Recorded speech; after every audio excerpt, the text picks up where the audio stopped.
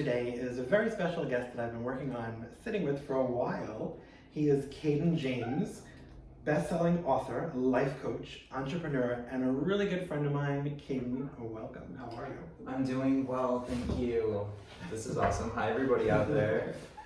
It's been a while since I've done an interview, so this is really a pleasure. And it's a pleasure for me too, because we've talked at length, but never in front of the cameras, right? Yeah, and also in person. So obviously, a lot of us have been doing Zoom calls and all that kind of stuff, but to actually be here in person doing this is awesome. I'm so over the Zoom stuff though. I love Zoom, but in person is better for energy for me. Yeah, it's so nice. So nice. So I want to start out with, I know a lot about you, but other people may not. So I wanted you to just tell us a little bit about Kaden, what were you like growing up, and how were you as a child, and all the good stuff. So I was my childhood was kind of quiet, to be honest. I was an only child, which I always was at my friends' houses and stuff like that, but there was a lot of downtime, a lot of quiet time, and I was always trying to be in sports or like do other things to fill up that quiet time. So yeah, but I was definitely used to that. I was used to doing things on my own. I was very like independent, and I really loved my creative moments. So I would always listen to music and I'd write. I was always writing, and maybe that's because I wanted more of those interactions. I like being around people. So you like creating worlds or creating your own realities? I mean, early on, music really did that for me. So I would listen to music like all night, and I grew up in a small town in Idaho, so there wasn't a whole lot to do at night. So I would just listen to music and, watch my favorite shows and kind of escape in that way until I was an adult, and then could, hang out with my friends whenever I wanted to and stay out as late as I wanted to. So I remember hitting that benchmark of 18 and just being like so excited to just like stay out and do whatever I wanted and eat whatever I wanted. Stay up as late as I want. Yeah.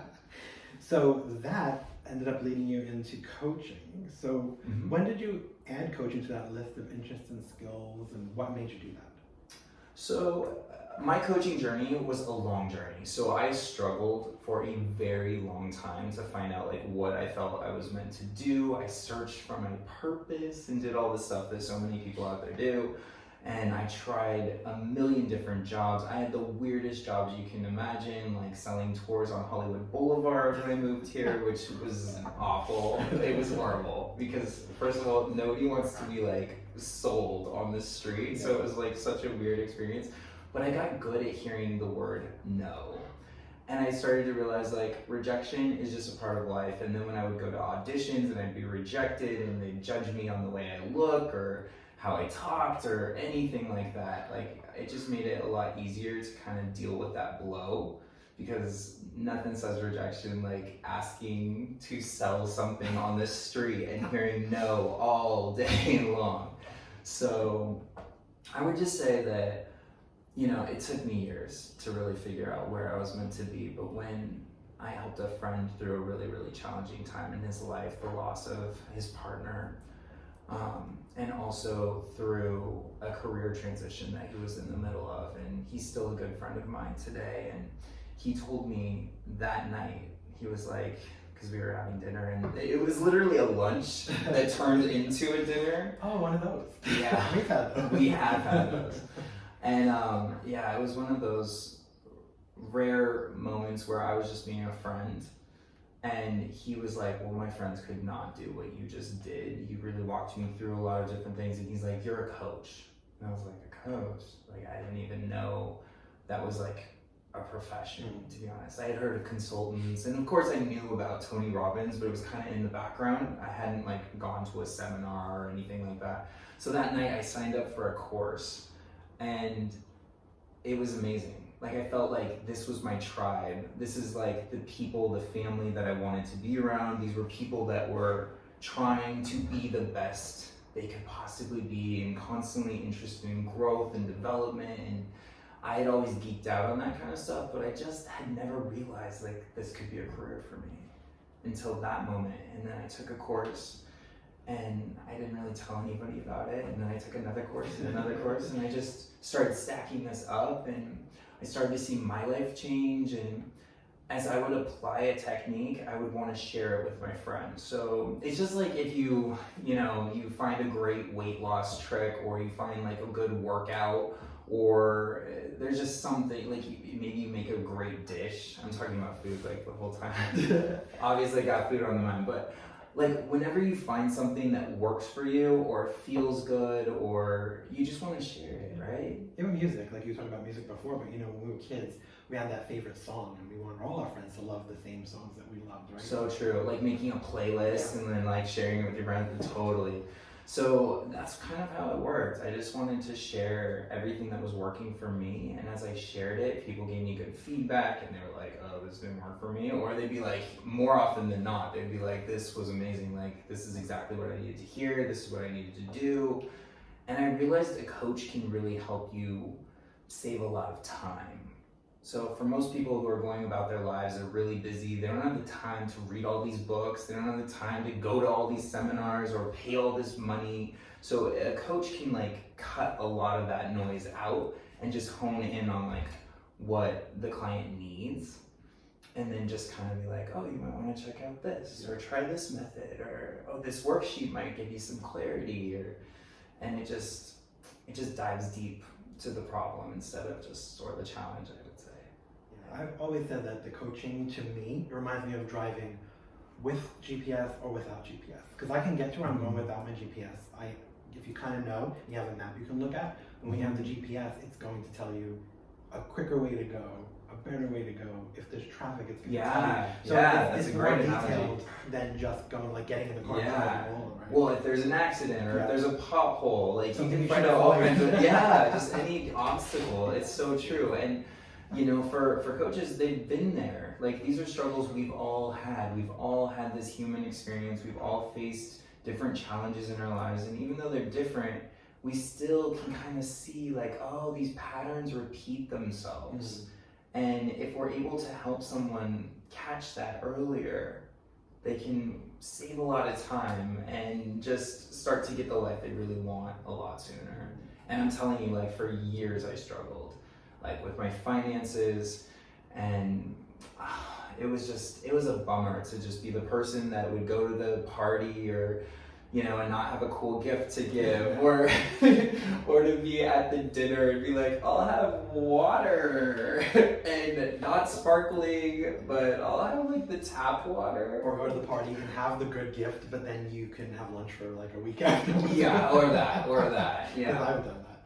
Yeah, I mean, I think I live my food, so I don't know that I ever sacrificed food for a gift, but I definitely tried to beat the gift whenever I would show up. I would try to make people feel good. Yeah. Dance with them, show them a good time. I've always been about experiences with people, and that is another beautiful gift that you can give when you have the resources to do it. You can really provide an experience, and you can give so much more. Yeah, it's great. I believe so too. Sure. So you mentioned hearing no a lot and struggling a little bit, but I've always found you to be a really positive person. So how is it that you find the positive when things just get away from you, or you're hearing no's and you have obstacles in front of you? So where do you reach in to find the positive? So for me, I've always thought of it this way. So you can hear no a million times, but that one yes, you're just one yes away from a new client. You're one yes away from success. You're one yes away from that audition going well. You're one yes away from getting your dream job. You're one yes away from having a date with somebody that could become your life partner. Like, I'm always focused on the yes and the opportunity. So even when things are looking like, oh, there's nothing there and nothing seems to be working out, I'm always just looking out for the opportunity to move forward. And sometimes rejection can teach you the most. So there have been things that I've done in the past, there's been businesses that I've had, there's been things that, people would say are failures, but I would say I learned so much from that. And, that was in a way my schooling is just trying things, it not working, learning, and then reapproaching it in a way that worked. Yeah. And of all the things that you do, and all the interests that you have and had, what are you most passionate about? I'm really passionate about connection. So people are always my number one thing.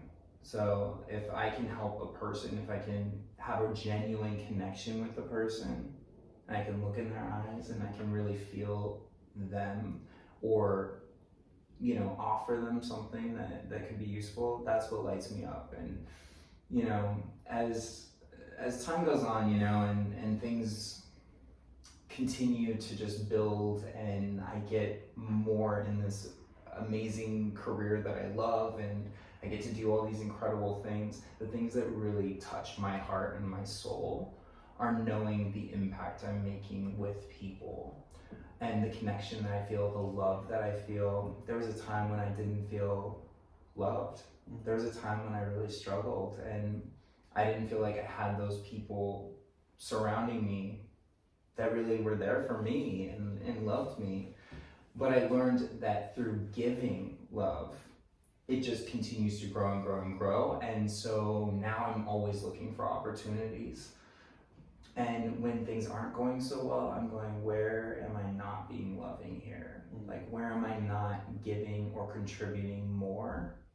Because as soon as I shift from me, what I'm getting, to what am I giving, it all shows up and it all gets amplified. Right. Yeah, it's what you put out, you get back. I think you get more than you put out, which is really beautiful. So even I've had so many friends who have said like they needed a certain amount of money, and I've helped them like maybe manifest it, or I've helped them use some tools or strategies that have worked for some of my clients. And I truly believe that we live in an abundant universe and like really miraculous things can happen. But it's so interesting because a lot of times when people are manifesting a certain amount of money, or they're trying to, they have a bill that they can't pay, or they're in debt and they're trying to get that wealth coming in, a lot of times the number they focus on, the universe delivers even more. Like I noticed that so many times the universe will actually give you more. And it's just a testament to me of how loving the universe is, and how if we come at things with the proper intention, like we're gonna find it. And I don't believe that there's any calling from our heart that we are not prepared to answer. Yeah.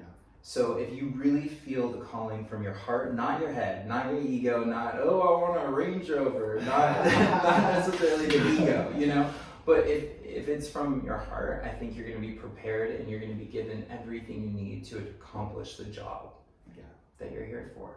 Well, that goes back to intention, because I am a big believer in intention. I think the universe knows your intentions even when you don't realize your intentions. So if you put yourself out there and you're trying to do something, if you have the wrong intention going in, you're not going to get any result.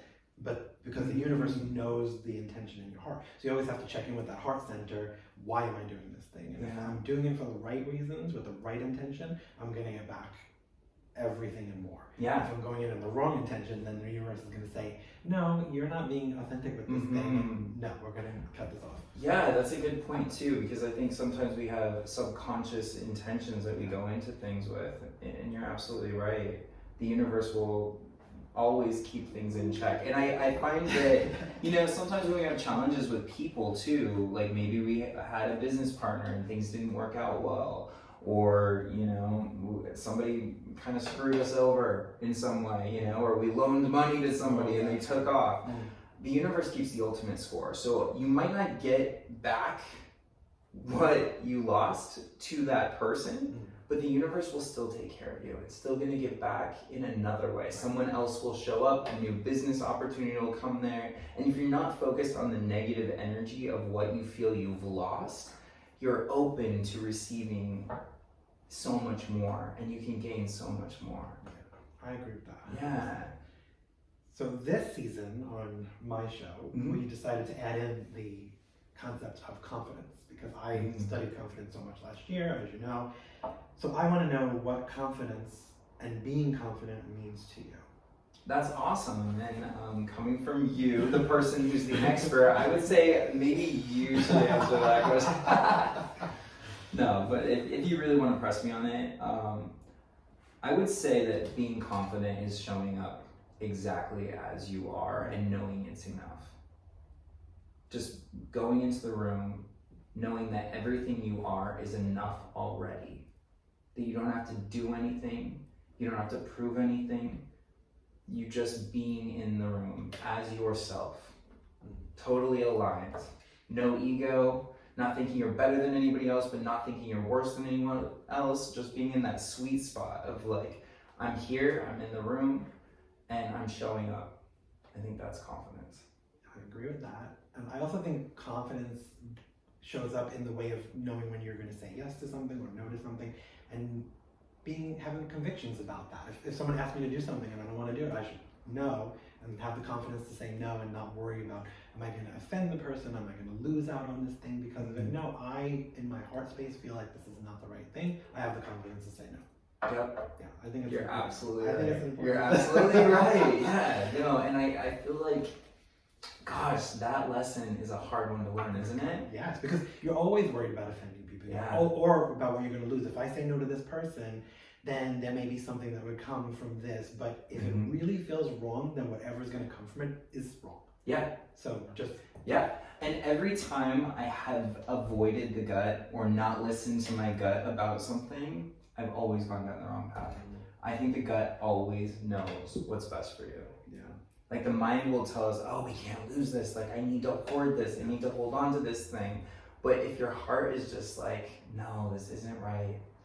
I really believe that's like almost like a test. Yeah. It's like, are you going to pick this path or this path?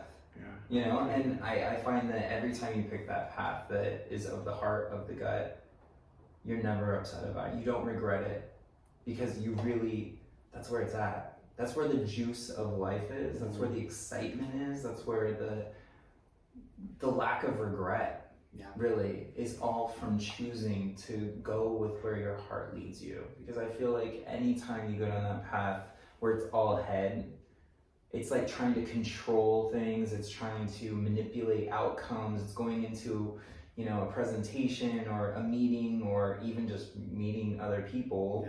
Yeah. And there's a heaviness to it. I don't know. I agree. I don't want to go too far down that rabbit hole, but I really feel like it is so important to just always go with your heart. And I don't just mean emotions, because I don't think we make good decisions when we're in a really highly emotionally charged state. But when we just are, you know, consulting with our heart from a calm place and just diving deep into that meditation or prayer or however people want to access that force, that inner wisdom, I think that's where it's at. Yeah. And how do you tap into the confidence to do all the things you try and all the things you do? Because it takes a lot of confidence to even decide that you're going to do something in the first place and then to go through with it. So how do you tap into that confidence each time? So I would say that I just get aligned. I really get myself into an alignment with my higher self. Because my higher self is always in a place of, yeah, I'm enough. I'm confident. I'm good. It's the ego, whether it's like and for me, it was not ever the I'm better than people ego. I always had the other type of ego, the other side of it, where I'm not good enough, I'm not, you know, and that comes from years of being, you know, bullied and going through a really hard time. You know, in my early years with my sexuality and different things, like I feel like because of that, I thought I was less than for a really long time. I didn't see myself on TV. I didn't, in the sense of like my sexuality, like I didn't see that represented. I didn't see people like me. I was put down constantly. So I always had this more inferiority complex instead of, you know, the superiority one. But I had to work on that. And I feel like we all kind of have to, right? Because I feel like you don't really get through this life without kind of feeling moments of that. And I think once you really connect with your higher self and you realize I'm not my body, I'm not my gender, I'm not my sexuality, I'm not any of these things that people see, I'm the soul that dwells within. When you really get that, I feel like you can release attachment. and you can get to a place where I'm thankful for this, I'm okay, showing up in the world this way, and I'm gonna do the best I can with the life I've been given and all the things I've been given. But it's also one of those things where you also don't put too much weight on it. You don't put too much pressure on all of these labels that can confine and define us. We're able to release them and then just be like, I'm good as I am. Like, I am enough. Yeah. That's a big statement. Exactly.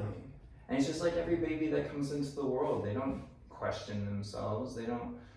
Everything they do is like praised and adored by everyone around. And it's like a puppy too, same thing. Like, people are so happy when a puppy just like, it's just showing up, running through the door to greet you, and wants to go on a walk and just is happy to be there. Like, I don't know. I just equated a puppy to a baby, but I mean, I'm just saying, like, just show up as you are and don't criticize yourself. Don't think you're better than people. Don't criticize yourself. Just be. Just be. No agendas, because babies and puppies don't have agendas. No agenda. They're there to love and be loved. That's it. And their needs get met, for the most part. Yeah. And that's all of us could take better care of each other, right? Like, we could all be helping check in on each other and making sure everybody's needs are met. We live in a pretty utopian world. Dropping the big words. So, what is something that people seem to misunderstand about you? That's a great question. Misunderstand. I would have to ask them. I don't know. I feel like I'm a really good communicator, and if somebody misunderstands something about me, I'm more than welcome the conversation, and I'm more than willing to talk about it. So I think. Is that something recurring that people misunderstand? I would just say that I think this is for all people. As people reach different heights of success, I think people think it was easy sometimes. And I would just urge anybody out there watching, for real.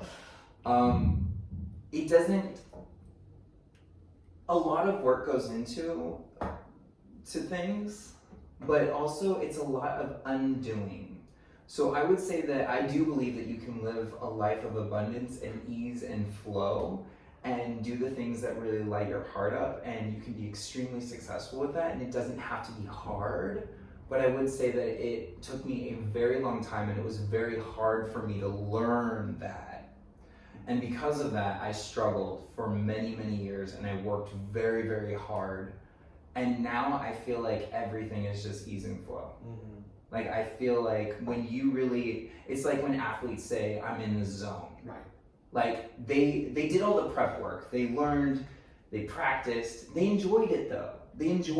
For the most part, you don't find a lot of, people in fields where they really excel at the highest levels. You don't find a lot of people in those places where they are like, I hated every minute of it. It was terrible, I hated it. They're usually like, I loved doing this. I loved inventing things when I was a little kid. I won the science fair. Like, they're saying all these things as they go, and they're enjoying the process.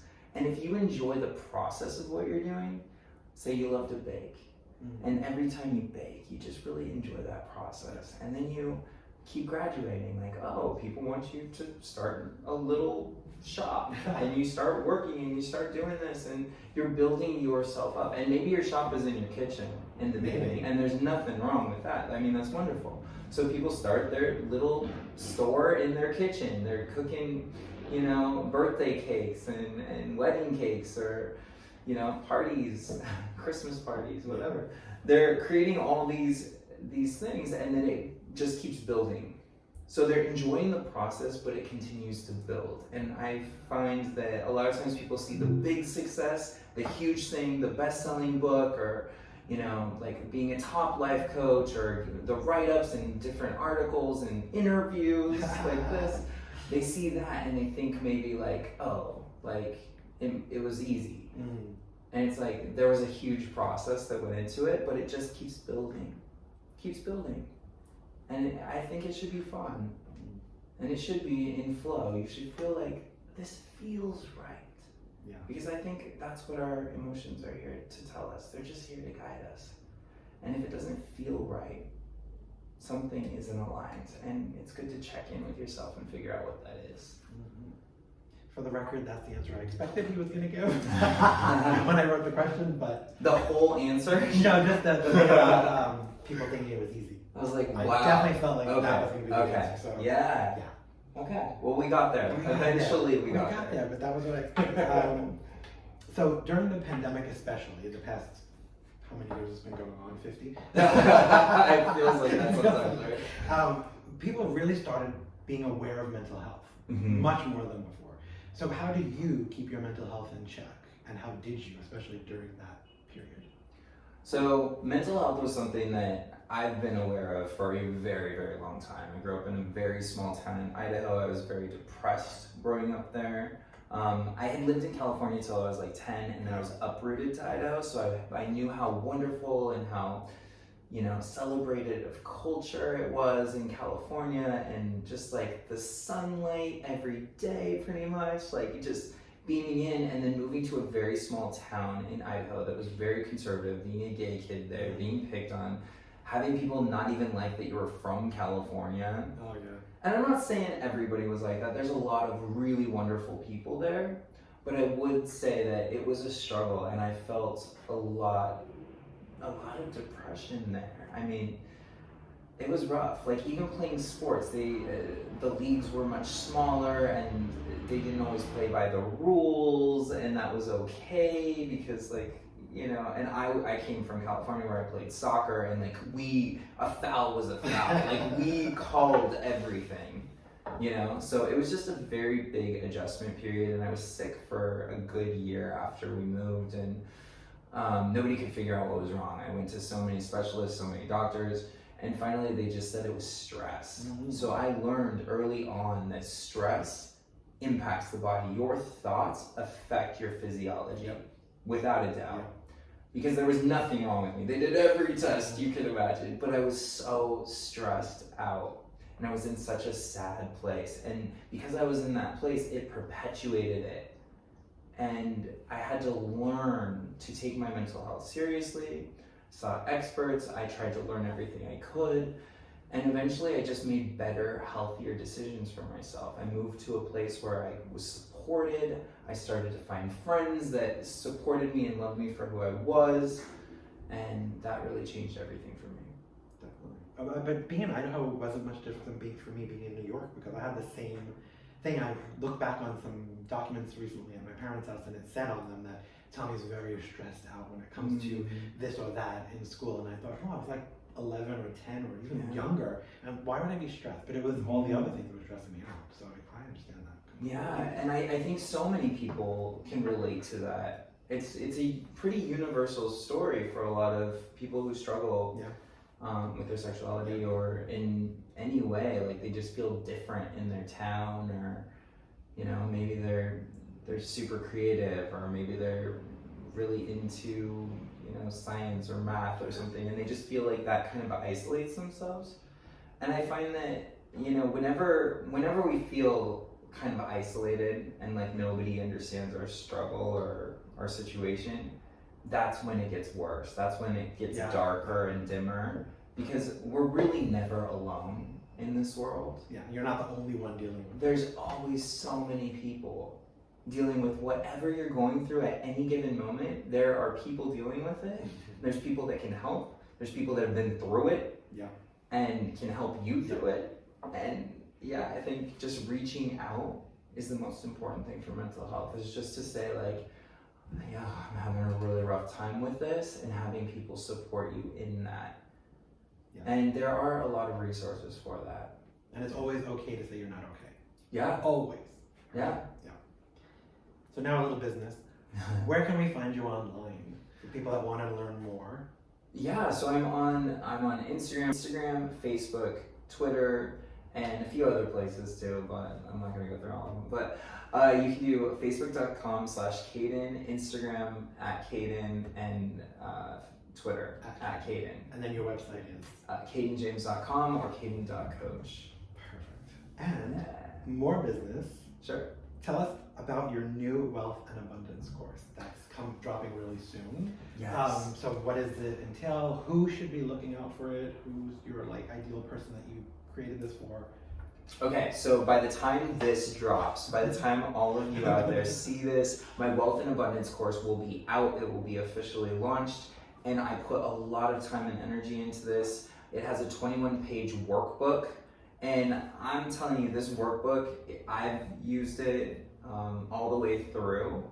Before, I was just using different techniques, and I had worked with these techniques with my clients, but I had never just gone through the whole workbook, and I'm telling you, it was so powerful because I literally closed a massive deal, the biggest deal, something I was manifesting, and this workbook was huge in making that happen. It was instrumental in making it happen.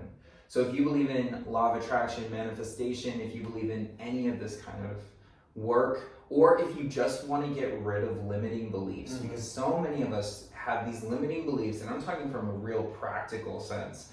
There are so many limiting beliefs that we face around money. It's wild. When I started uncovering them, that whenever I talked about money, I would always have to say the good I was planning on doing with it, how I was going to be charitable, every conversation. Why was it always about that whenever I talked about money? Qualifying it, right? Yeah, it was like trying to make it okay to want money, trying to justify why I wanted it. When money, nobody gets through life without having resources, whether it's food, whether it's shelter, whether it's money. It's all energy.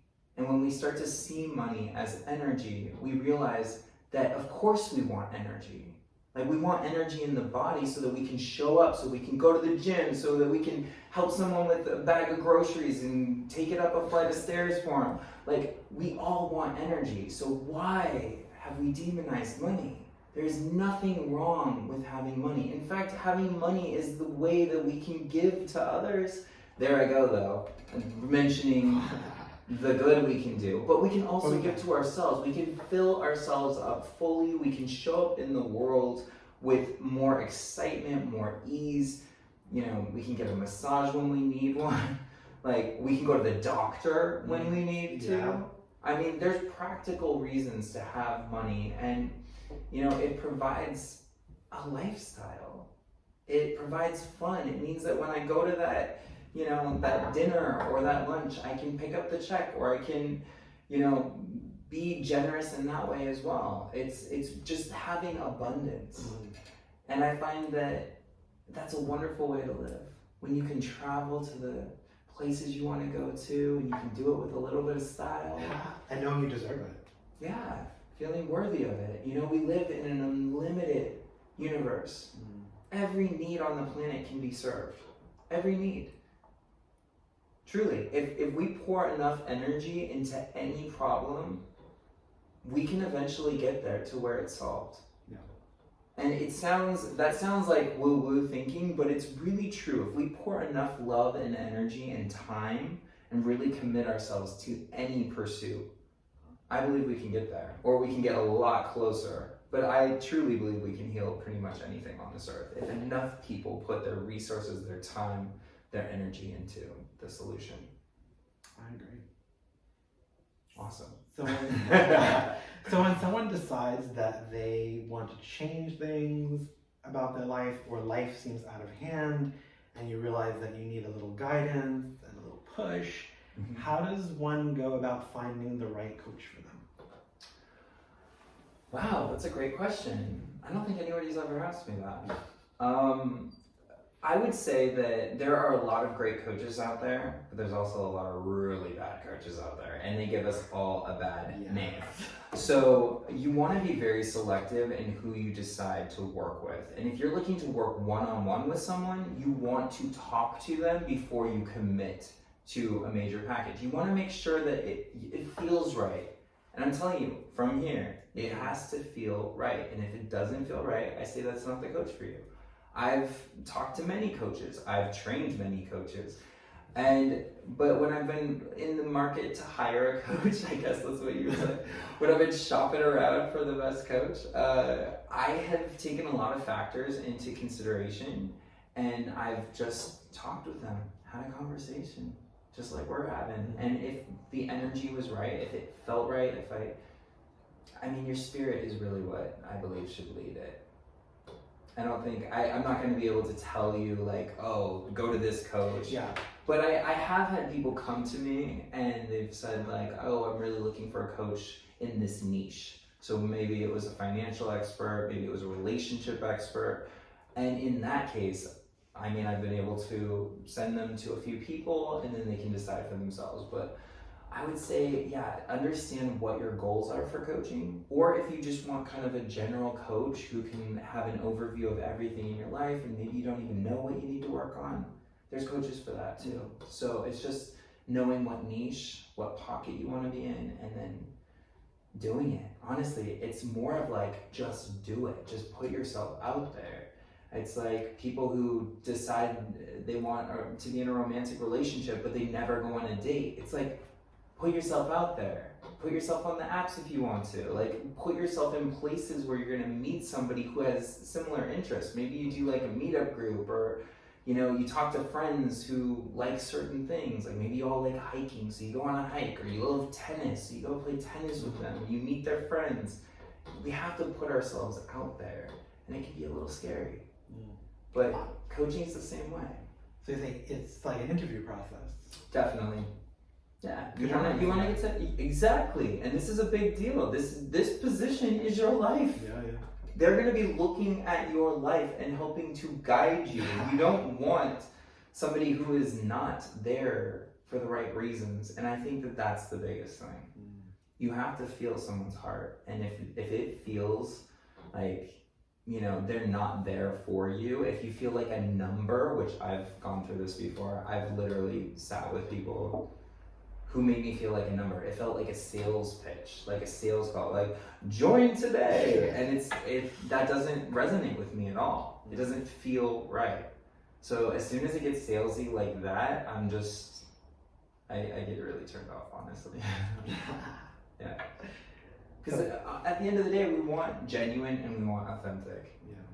So we want to research a little, we want to interview a little, kind of like if you're hiring a housekeeper. Right? People go through the process of interviewing housekeepers. I've never done that, but after this wealth and abundance course, maybe I'll be at that level. We'll all do it. We'll all do it. But, so, just finish this sentence. A good coach is wholehearted. And a good coach possesses what qualities, in your opinion? Quality, so I get to list out a few. Yeah. They're trustworthy, they're authentic, they're passionate, they're committed to your success. I think those are some of the biggest qualities. Those are good qualities, especially when you're hiring somebody. We talked about the pandemic a little bit, so I'm wondering if you felt, or in your experience, did the pandemic cause more people to be open to coaching because they were kind of like in this space where they were reflecting a lot more, or things were shifting so much in life that we did this introspective thing for a year or two? Did it open up people to coaching a little bit more? Yeah, I definitely think so. This gave people a moment of pause, and not even just a moment for some people, but it gave us time to actually sit with what was going on under the surface. And even emerging out of the pandemic, there's been so many major changes at huge corporations, from people being able to work from home. They've had the opportunity to realize this is kind of nice. Yeah. Some of these things are kind of nice. Not all of it. Yeah, some of it is good, but that's because balance is so key in life. You know, so many people pre-pandemic, I think, were they were living to work.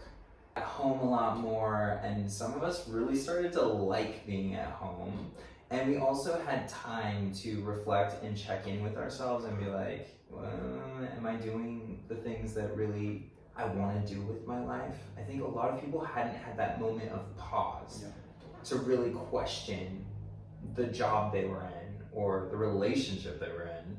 I mean, for some people, it brought them closer together. For other people, it may have pulled them apart. But people got clarity because the time was given to just be. To be with yourself, be with your partner, be with your family, be with your career. And I think that gave a lot of clarity. So I would say so many people came to me for coaching during that time. And yeah, I was busier than I've ever been. So, what are you most proud of?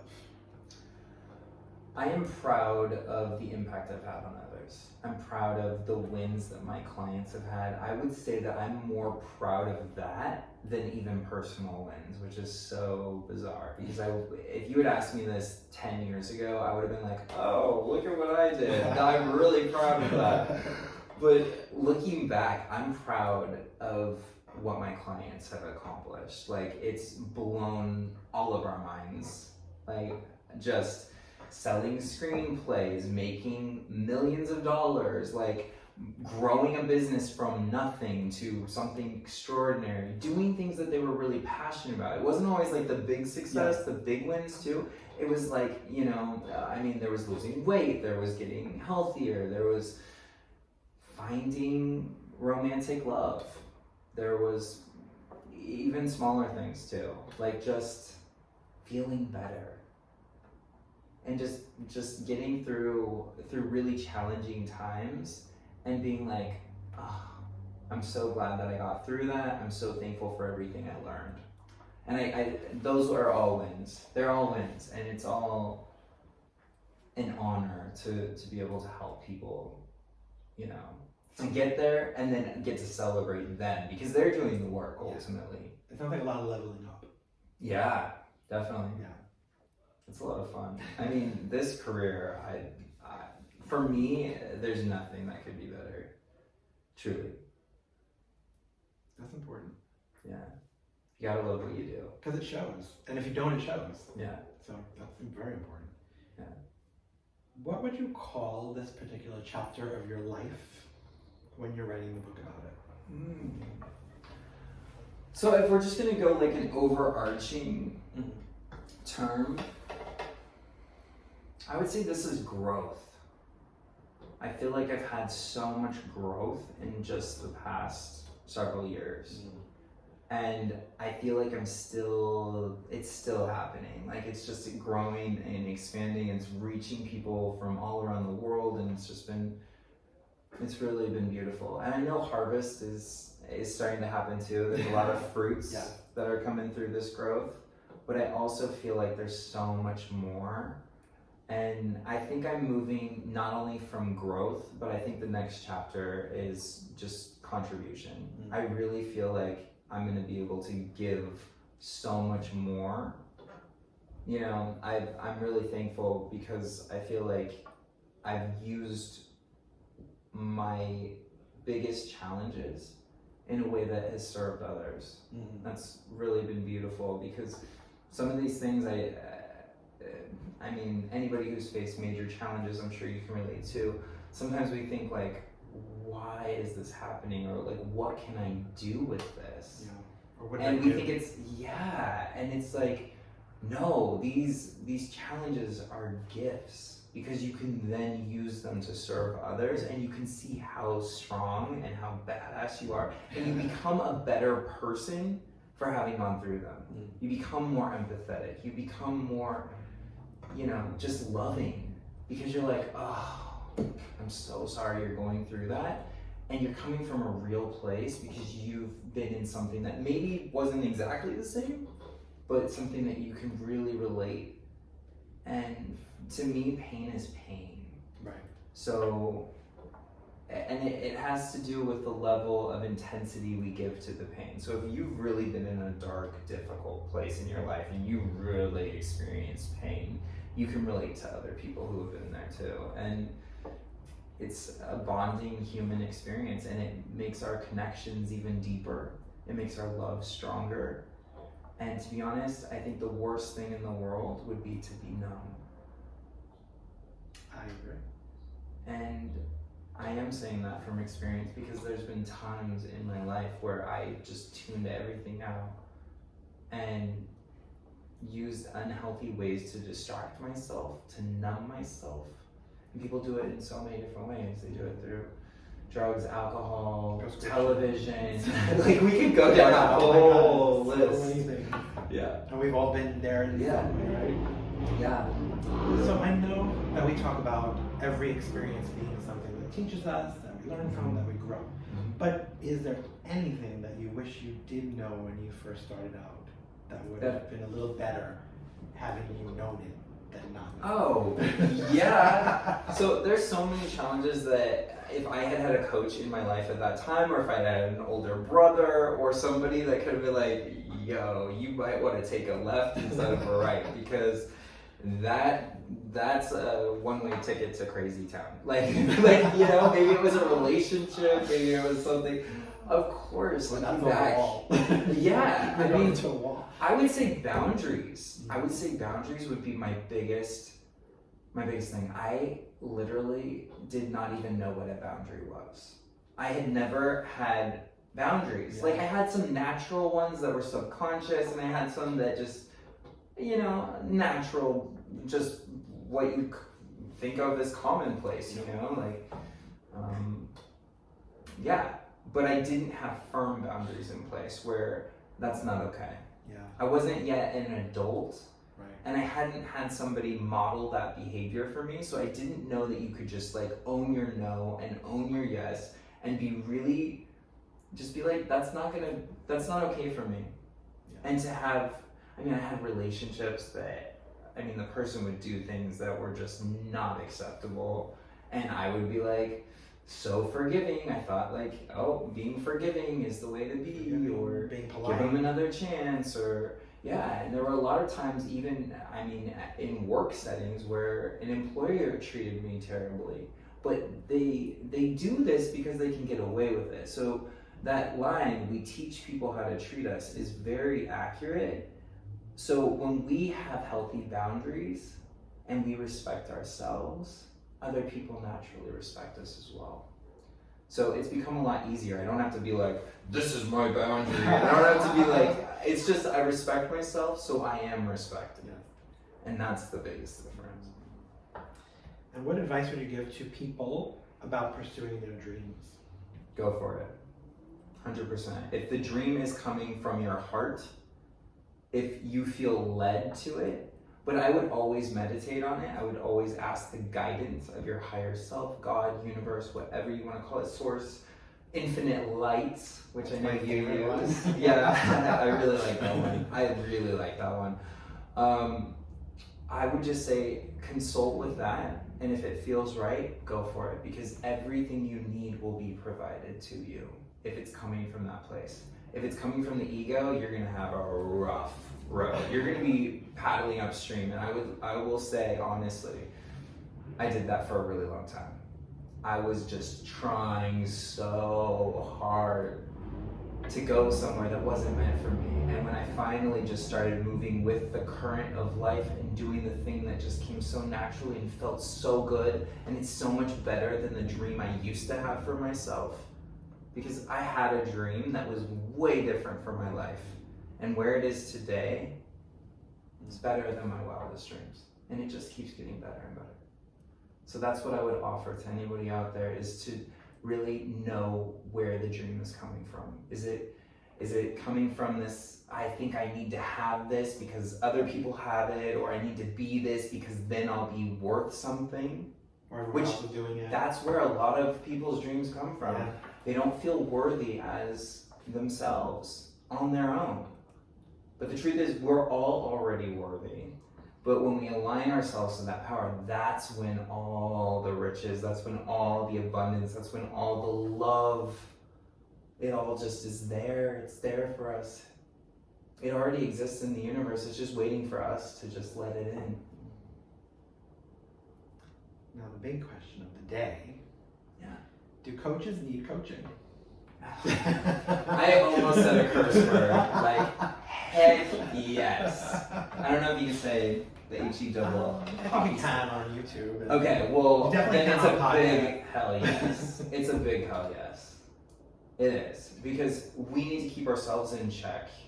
And honestly, I think coaching can benefit everyone because it's just like I have a drone and I love this drone so much, but it's incredible. You can be hiking in the most beautiful place, but when you set that drone and you take off and you're flying over, you get a totally different perspective and it's stunning. I'm like blown away by this drone. And that's what a coach does. It's like a drone over our lives. They can see all these different areas of our lives and they're like, this is really working, keep doing that, you're doing awesome there. But then they're like, okay, this could use some work. This area is holding you back. Or, you know, one of my favorite tools is the Wheel of Life. It is like a big pie and each section of it is broken down into different parts. I'll actually, if you guys want, I will send it to you.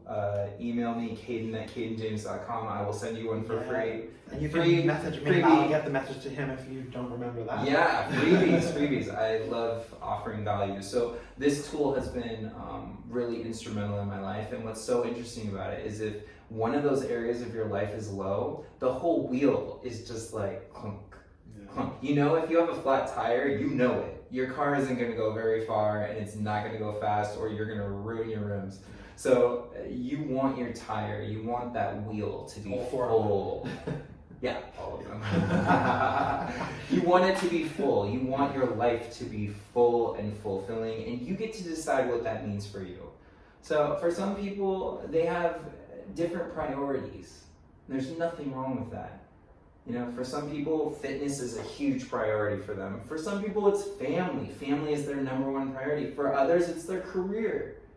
And whatever makes your life fulfilling, that's what we're after. So you set the goals, you set the timelines, and then a coach gives you accountability. I think that's one of the greatest gifts we can give our friends.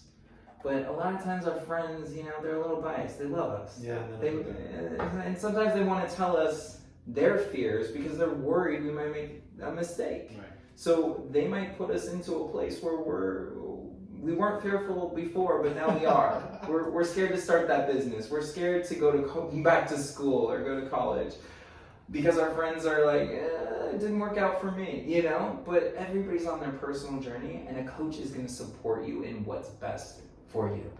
Yeah. That's what they want. They just want what's best for you. So, yeah, I have coaches, and I believe coaches should have coaches. Cool. Yeah. I think a lot of people will be surprised by that, but I'm not. But I think other people might. So we talked about the pandemic a little bit. Mm-hmm. So what do you hope that we learned collectively during this period of time that we keep with us going forward instead of forgetting it so quickly? Mm-hmm. I would say just how connected we all are, right? We are all connected. Obviously, you know, if humanity gets sick together, it really bonds us, right? If the asteroid is coming towards the Earth, we're all gonna get our shit together to take care of the situation. But we all need each other, and we all want to connect with each other. It's a fundamental human need to connect with others. So I would say, like, the biggest thing is just to be good to each other. Like, just show up with your heart, live with your heart, and don't be thinking about this so much. And I think we've talked about this so much in this because head and heart are something that I think about a lot. But I think you can infuse your entire life with love. You can infuse your mind with love. You can infuse your body with love, your relationships. And if you're sending love to the people around you that really challenge you, you're going to be softer with them. You're going to be kinder to them. You know, especially around the holidays, a lot of times we're seeing people we don't always see. But remember what it was like when you were maybe in quarantine. Mm-hmm. Remember how it felt really isolating. You maybe felt like you were on your own in that moment. Maybe take that with you and remind yourself, oh yeah, like, you know, when somebody's asking you for the 30th time while you're still single, like, just being a little kinder and realizing they don't need to be that way. No, they're just They're trying to show their love. Small talk, which I don't like. Yeah. No small talk. It has to be deep conversations like this. No small talk. Did you learn anything about yourself during that time that you were surprised about? Such a good question. I definitely learned a lot about myself. I'm trying to think of what would be the best thing to share.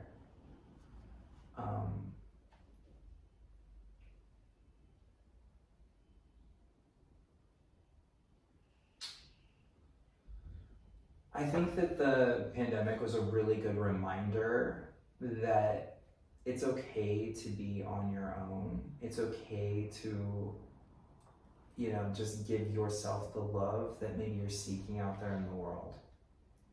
So there were times where I really sought out like romantic love. That was like the one thing that I would really try to get into my life. And this is really deep.